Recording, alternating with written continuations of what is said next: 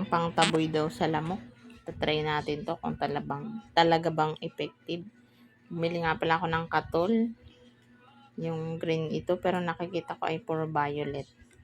And binasa ko na at magana tayo ng ito. Gagamitin natin ito. Alcohol at saka epicacint oil. Yan. Pa naman siya, guys.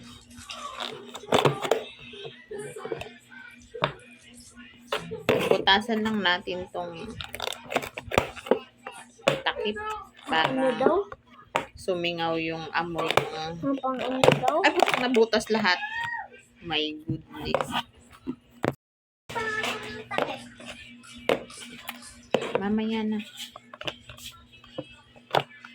Kailangan pala mainit siya, guys, para hindi siya maputol. Mabasag. Huwag lumapit, ha. Mapasok kayo.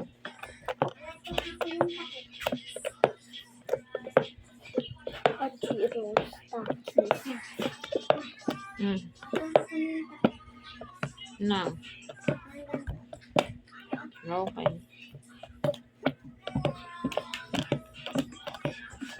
Huwag nyo nang aksayahin.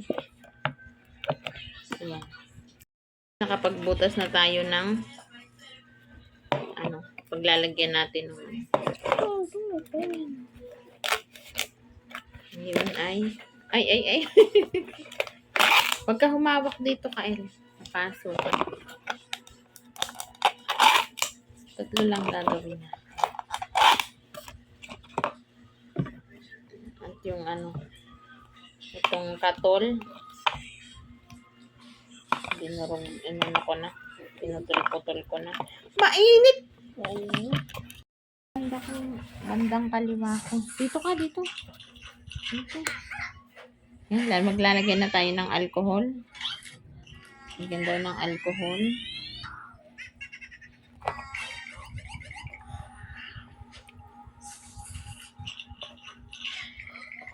Lubog yung bulak dun sa Tapos, itong asete.